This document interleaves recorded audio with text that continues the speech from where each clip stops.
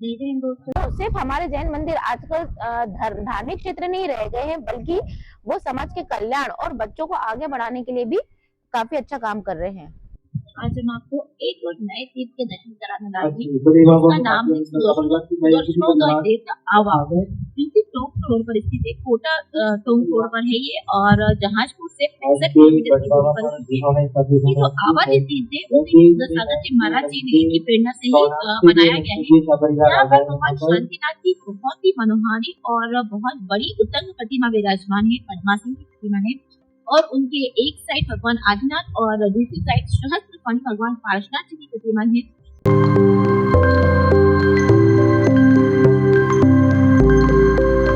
बहुत ही सुंदर तीर्थ है, अभी ये बन रहा है। यहाँ पर आप देख सकते हैं कई योजनाएं चल रही है।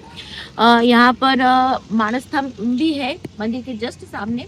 और यहाँ पर जो भगवान शांतिनाथ की प्रतिमा है वो 11 फीट ऊंची है। पद्मासन प्रतिमा और भगवान आदिनाथ और भगवान पार्श्वनाथ की 7-7 फीट ऊंची प्रतिमाएं विराजमान है। ये जो आवाजी क्षेत्र है, मतलब आवा एक गाँव है, आवाजी जो क्षेत्र है, यहाँ पर भगवान शांतिनाथ की प्रतिमा, एक छोटी सी प्रतिमा जो है गुफा में विराजमान थी। वो काफी अतिशयकारी है।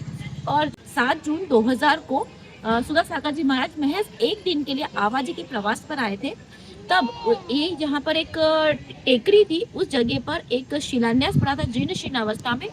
उस शिलान्यास की जब महाराज जी ने उसको पढ़ा तो उन्हें ये एहसास हुआ कि इस पहाड़ी पर, इस जो मतलब पठार है, इस पर पुराने काल में कोई तीर्थ रहा होगा। उन्होंने उसी टाइम पे इस पठार पर कुछ ध्यान किया और आंखें बंद करके जब उन्हें आभास हुआ कि इस जगह पर एक तीर्थ बनना चाहिए, तो महाराज जी ने उसी समय ये घोषणा कर दी कि इस जगह पर एक बहुत ही बड़ा तीर्थ बनकर तैयार होगा। और इस तीर्थ का नाम सुदर्शनोदय तीर्थ रखा गया। नीचे जहाँ आप शांतिनाथ भगवान, आदिनाथ भगवान और पार्श्वनाथ भगवान के दर्शन करेंगे, तो वहीं ऊपर की तरफ आपको त्रिकाल ज्योति के भी दर्शन होंगे। भूतकाल, भविष्य काल और वर्तमान काल की ज्योति विराजमान है। और बहुत ही भव्य ये मंदिर बनकर तैयार हो रहा है।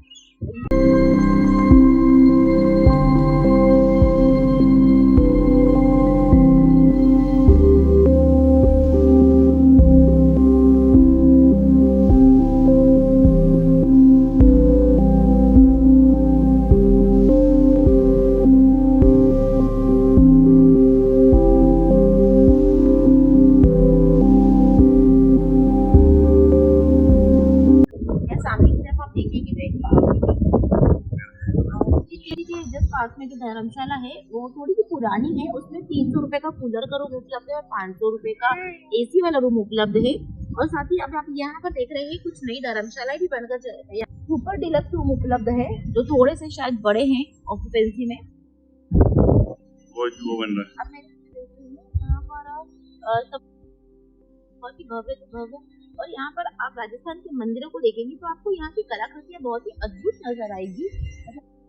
जो छत वगैरह देखिए तो जो एक अलग ही राजस्थानी टच और कलाकृति आपको यहाँ पर देखने को मिलेगी। ये बावड़ी, जब आप जयपुर राजस्थान टोंक और जहाजपुर के दर्शन करने निकले तो इस जगह के दर्शन भी कीजिए। यहाँ पर रुकने की अच्छी व्यवस्था है। आप मेरे पीछे देख सकते हैं, यहाँ पर कैंटीन भी है, भोजनशाला भी है।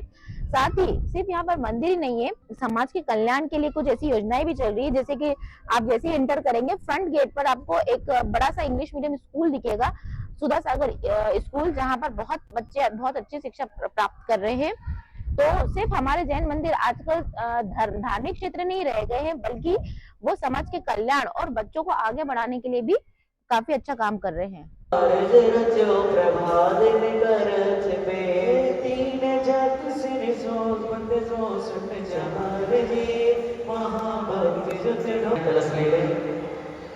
एवं आदिनाथ भगवान का श्री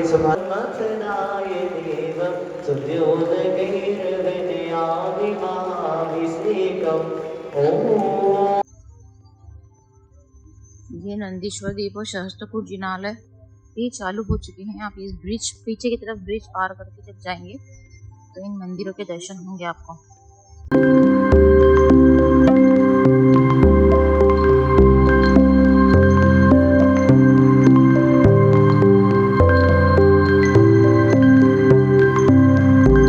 ये है यहाँ का सहस्त्रकूट जिनालय, जहाँ पर अभी भी कार्य चल रहा है। आप आसपास इनकी दीवारों पर देखेंगे तो भक्तांबर गांव पे आपको नजर आएंगे। अक्टूबर की आप यहाँ पर लिखे जा रहे हैं।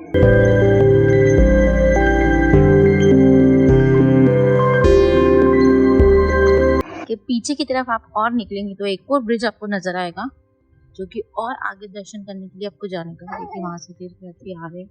ये क्षेत्र बहुत ही लंबे एरिया में बना हुआ है, देख सकते हो कितना फैला हुआ है। और ये हम जैनों के लिए काफी गर्व की बात भी है कि हमारे क्षेत्र इतने भव्य है और शहर के बीचों बीच इतनी भव्य जमीनें हमने खरीद कर निर्माण कार्य किए हैं। यह है यहाँ पर नंदीश्वर द्वीप की रचना।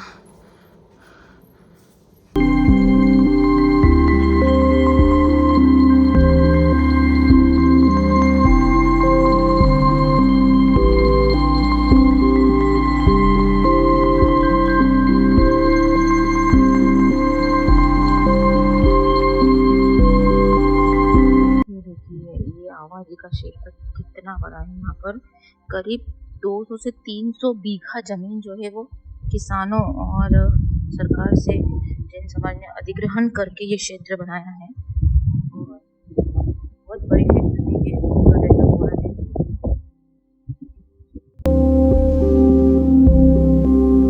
काम अभी चल रहा है, सम्मोचन की रचना।